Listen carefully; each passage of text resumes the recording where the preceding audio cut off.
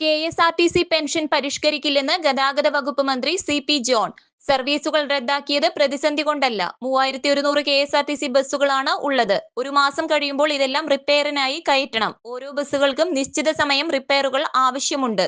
365 ദിവസവും ഒരു വണ്ടികളും ഓടില്ല. അങ്ങനെ ഓടിയാൽ കൂടുതൽ അപകടം ഉണ്ടാകും. മെയിന്റനൻസിന്റെ ഭാഗമായി ഒരു നിശ്ചിത നമ്പർ വണ്ടികൾ എപ്പോഴും റിപ്പയറിലായിരിക്കുമെന്ന് മന്ത്രി വ്യക്തമാക്കി. കൊറിയർ സർവീസ് താൽക്കാലികമായി KSRTC നിർത്തിവെച്ചിരിക്കുകയാണ്.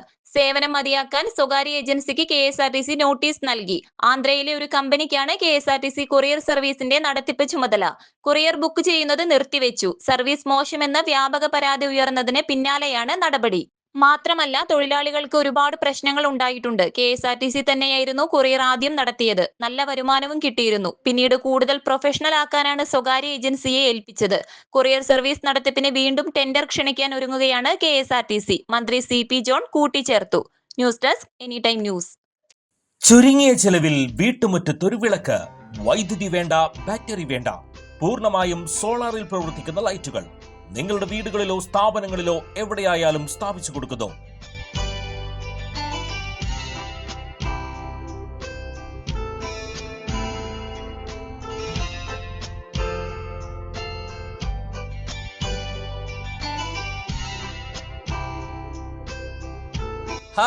Solar lights. കൂടുതൽ വിവരങ്ങൾക്ക് വിളിക്കേണ്ട നമ്പർ 9447132148.